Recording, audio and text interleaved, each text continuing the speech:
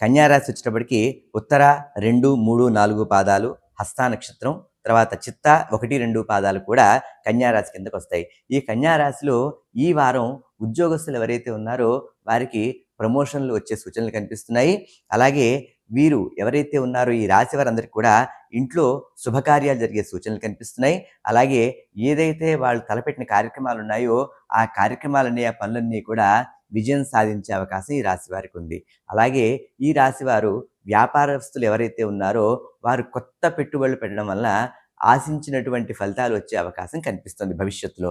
అలాగే ఈ రాశి వారికి స్నేహితులు ఎవరైతే ఉన్నారో వారి దగ్గర నుంచి కూడా మంచి సహాయం అందే సూచనలు కనిపిస్తున్నాయి.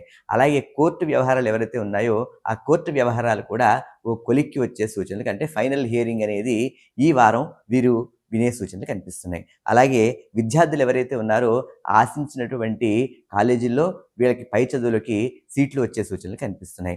అలాగే ఈ రాశి వారికి సాధ్యమైనంత వరకు విష్ణు సహస్రనామ పారాయణ చేయడం కానీ, విష్ణు ఆరాధన అంటే వెంకటేశ్వర స్వామి ఆరాధన కానీ, విష్ణు సహస్రనామ పారాయణ కానీ చేయడం వల్ల మంచి అవకాశం ఉంది. మంచి ఫలితాలు వచ్చే అవకాశం ఉంది. అలాగే వీరి యొక్క అదృష్ట సంఖ్య 5.